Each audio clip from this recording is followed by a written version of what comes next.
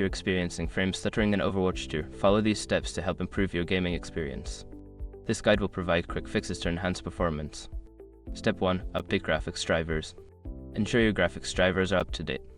Visit the website of your graphics card manufacturer NVIDIA, AMD, or Intel and download the latest drivers for your specific model. Step 2. Adjust in-game settings. Launch Overwatch 2 and navigate to the settings menu. Lower the graphics settings such as texture quality and shadow detail to reduce the load on your system and improve frame rates. Step 3. Disable background applications. Close any unnecessary applications running in the background. Programs like web browsers, streaming services, or other games can consume system resources and lead to stuttering.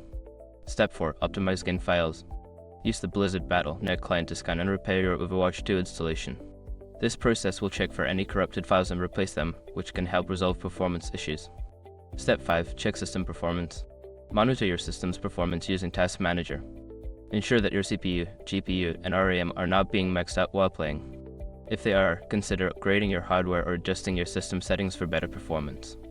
By following these steps, you should see an improvement in frame stuttering while playing Overwatch 2. Enjoy your gaming experience.